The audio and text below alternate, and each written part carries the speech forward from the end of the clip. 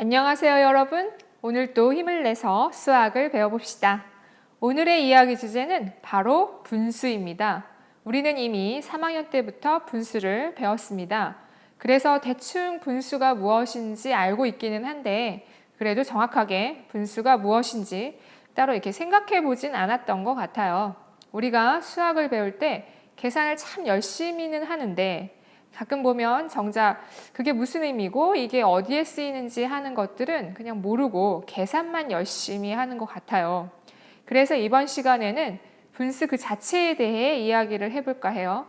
자, 분수가 무엇인지 시작해 볼까요? 분수를 배우기 전 우리가 알고 있는 수를 생각해 보죠. 1, 2, 3, 16, 176 이런 숫자들이죠. 이런 수를 보면 머릿속에 의식하지는 않지만 이런 개수를 떠올리게 돼요. 하지만 분수는 이런 고정되어 있는 수하고는 좀 달라요. 분수는 특정하게 정해져 있는 수라기보다는 전체에 대한 부분의 관계를 표현했다고 보는 게 더 옳아요. 자, 분수의 첫 번째 의미, 바로 전체와 부분의 관계라는 것입니다. 우리가 분수하면 흔히 2분의 1 이런 모습을 떠올릴 수 있죠. 이 모습 자체가 전체의 부분을 표현하고 있어요. 아래를 전체라고 보면 되고 위를 부분으로 보면 됩니다. 즉, 똑같이 나눈 것 중에 일부분의 크기를 나타냅니다. 이때 아래를 분모라고 부르고 위를 분자라고 부르죠. 예를 들어보죠. 짜잔! 피자입니다. 피자를 한 판 사서 반으로 뚝 잘라 한쪽을 먹었을 때 내가 먹은 피자의 양은 얼마일까요? 전체를 똑같이 두 조각으로 나누고 그 중에 내가 먹은 부분은 한 조각이기 때문에 2분의 1이라고 할 수 있죠. 이번에는 피자를 4조각으로 잘라서 두 조각을 먹었을 때 내가 먹은 피자의 양은 얼마일까요?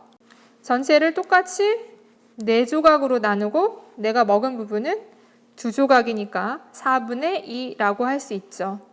이렇듯 분수는 전체를 똑같이 나눈 것 중에 일부분의 크기를 나타낸 것, 즉 전체와 부분의 관계를 나타냈다고 할 수 있습니다.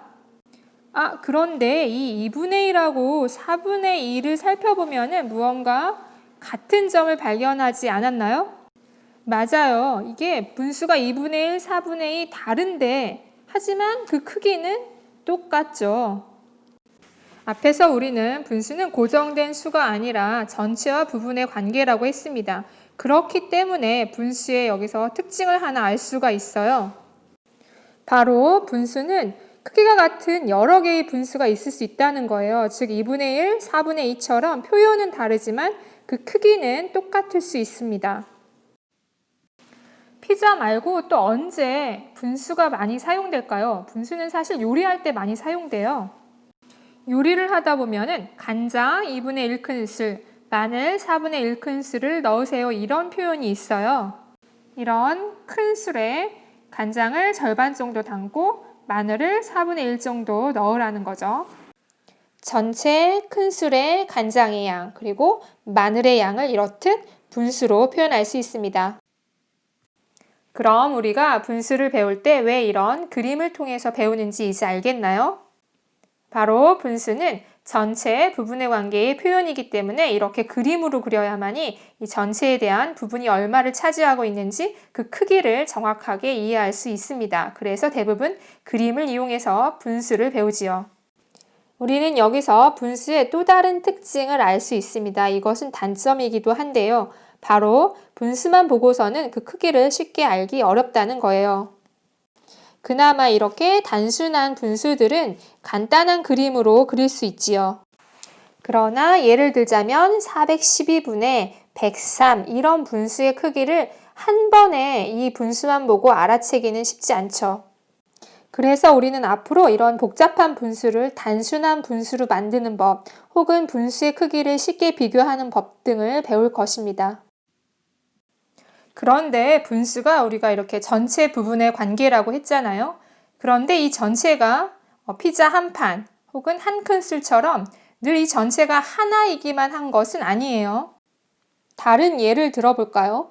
사과가 한 박스 있습니다. 그런데 이 한 박스에는 사과가 15개 들어있다고 합니다. 사과를 몇 개 먹었더니 박스에 3분의 2만큼 사과가 남았습니다. 남은 사과는 몇 개일까요? 우리가 앞에서 분수의 크기를 알 때에는 그림을 그려서 한다고 했어요. 그런데 여기서는 전체가 하나가 아니라 15개네요. 이럴 때에는 수직선을 이용하면 좋습니다. 15개고요. 똑같이 전체를 3개로 나눈 것 중에 2개가 남은 거죠. 그러면 15를 똑같이 3개로 나누어야 하니까 3, 5, 15, 5칸씩 해주면 되겠네요.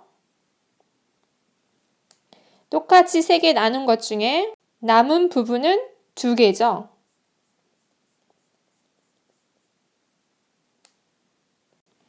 따라서 15개의 3분의 2는 10개입니다. 이렇듯 분수에서 분수가 꼭 전체 하나를 여러 개로 똑같은 크기로 자른 게 아니라 원래 애당초 15개처럼 여러 개의 얼마일 수 있다는 거예요. 여러 개의 몇 분의 몇 이런 식으로도 표현할 수 있다는 걸 기억하세요. 그리고 분수의 크기를 꼭 그림이 아니라 이런 수직선으로도 표현할 수 있다는 것도 기억해야 합니다. 분수의 개념 두 번째는 바로 분수는 몫이다 라는 거예요.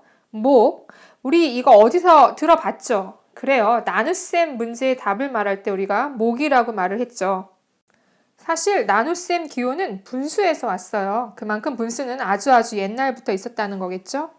자, 그럼 살펴볼까요? 우리가 7 나누기 3 했을 때 3, 2, 6, 나머지 1 이렇게 되죠. 몫이 2고 나머지가 1입니다.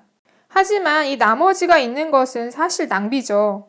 그래서 나머지가 없이 남김없이 나누면 좋겠죠. 그럴 때의 몫을 우리는 분수로 표현합니다. 7개의 빵을 3명에게 나누어 주라는 거죠.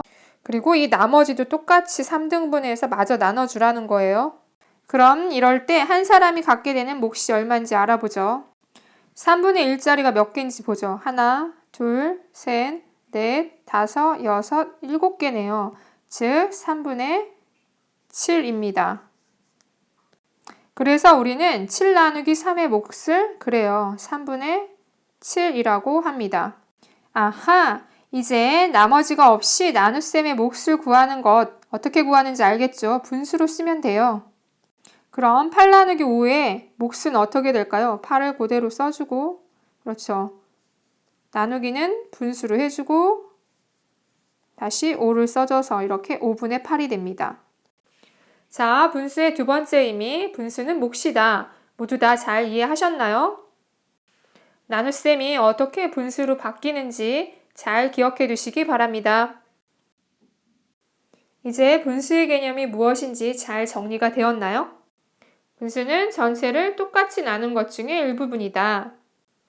그래서 크기를 비교하기가 어렵고 똑같은 크기를 나타내는 여러 개의 분수가 있을 수 있다. 그래서 그림이나 수직선으로 표현한다. 그리고 이 전체가 하나가 아니라 여러 개일 수도 있다라고 했죠. 그리고 분수의 또 다른 의미, 바로 분수는 몫이다 라고 했습니다. 모두 다 잘 기억해 두시기 바래요. 그럼 오늘 수업 여기서 마치겠습니다. 모두 수고하셨어요. 안녕!